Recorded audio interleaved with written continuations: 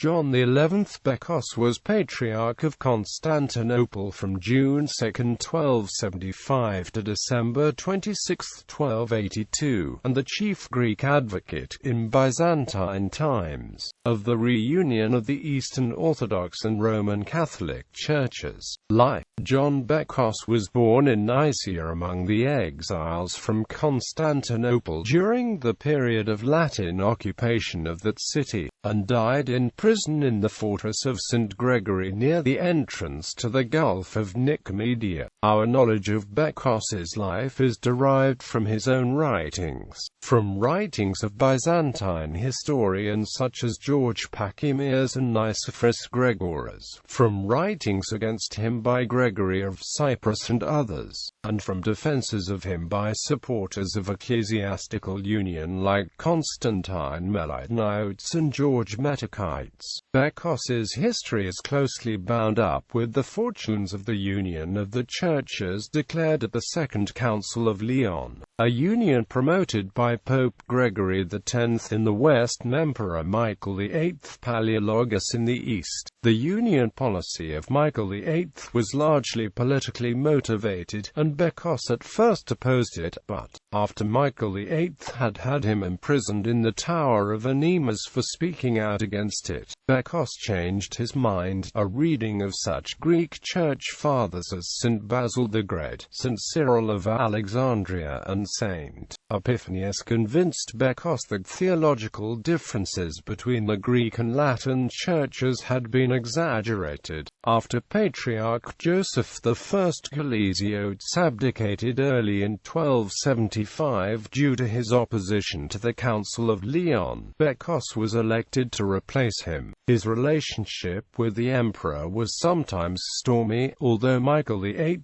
depended on Bekkos for maintaining his empire's peace with the West. He was annoyed by Bekkos's repeated intercessions on behalf of the poor. Michael was a crafty man, and knew how to make the Patriarch's life miserable by sundry small humiliations, until, in March 1279, Bekkos quit in disgust, and had to be coaxed back to undertake the job again. The final years of Michael VIII's reign were entirely taken up with defending his empire against the threat posed by the Western King Charles of Anjou, and, in his anxiety to meet this threat, Michael enforced a reign of terror against opponents of union, but there is no convincing evidence that John Bekkos ever actively took part in or supported acts of violent persecution, although earlier in his patriarchate Bekkos had promised not to reply to the pamphlets that were being circulated against the ecclesiastical union. By the latter years of Michael's reign he had changed his mind about this, and began holding numerous synods, calling all and sundry, and dug up books and published many others, defending the union on theological grounds, arguing the compatibility of the Latin doctrine with Greek patristic tradition. The effect of this was further to alienate most of the Greek clergy against him. It was this publishing activity that later served as the explicit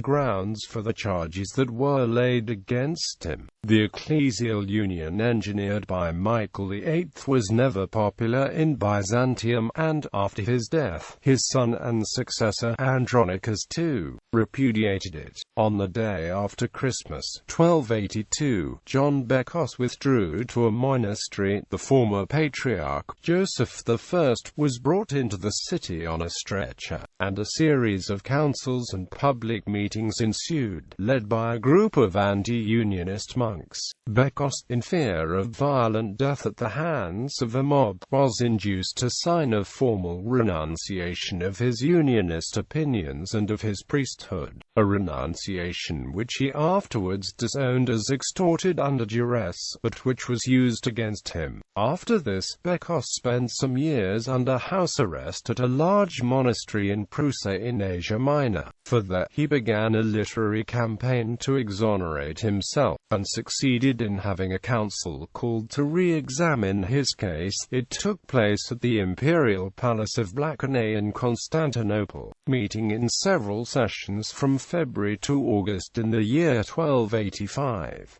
Although the Council of Lacanau reaffirmed Bekkos's earlier condemnation, in the council's aftermath Bekkos, by a series of writings, succeeded in bringing its dogmatic statement against him into such disrepute that its principal author, the Patriarch Gregory II, resigned. Bekkos saw this as vindicating his position. He spent the remaining years of his life in prison in the fortress of St. Gregory, revising his writings, maintaining friendly relations with the emperor and prominent Byzantine churchmen, but unwilling to give up his unionist opinions. He died in 1297. Thought. The basis of John Bekkos's quarrel with his contemporaries was a disagreement with them over the implications of a traditional patristic formula that states that the Holy Spirit proceeds from the Father through the Son. Already in the 9th century, this expression was being pushed in two different directions. Latin writers saw it as implying the Augustinian doctrine that the Holy Spirit proceeds from the Father and the Son. Greek writers, especially from the time of Patriarch Photios onward, saw it as consistent with the view that the Holy Spirit proceeds from the Father alone. Bekkos originally agreed with the Photian view, but his reading of the Greek Fathers, and of medieval Greek writers like Nicephorus Blemmydes and Nicetas of Maronea, caused him to change his mind. Much of John XI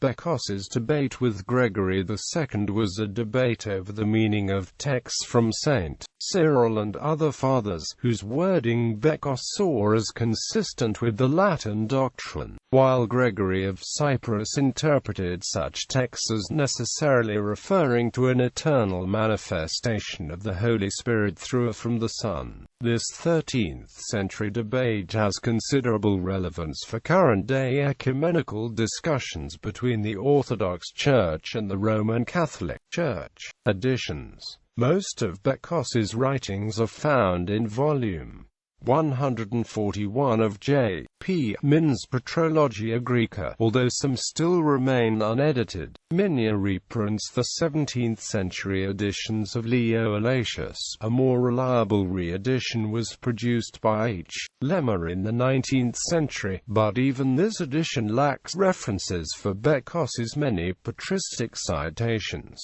Only a few short writings of Bekkos's have received modern, critical editions.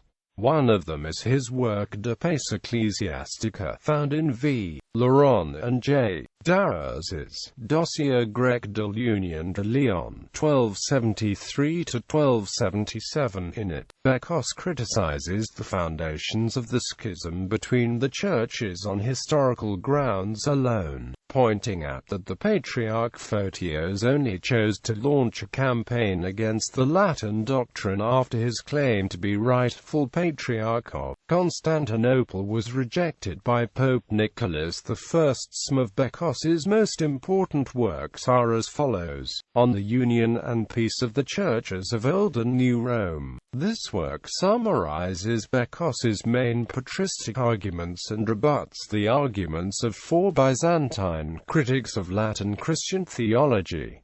Epigraphs. An anthology of patristic texts are arranged under 13 chapter headings, presenting a connected argument for the compatibility of the Greek and Latin doctrines of the procession of the Holy Spirit. 160 years later, it was instrumental in convincing Bessarion, at the Council of Florence, that the Latin doctrine was orthodox. Orations I and II on his own deposition, Bekkos's own account of events during the tumultuous synods of early 1283.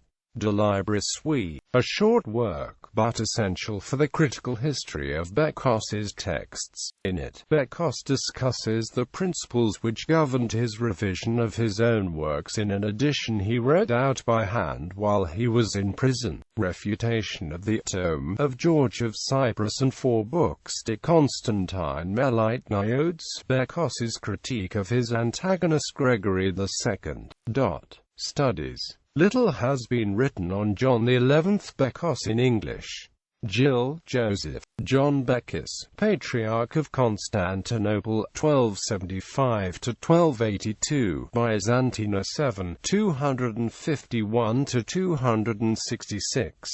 Idem, Byzantium and the Papacy, 1198–1400.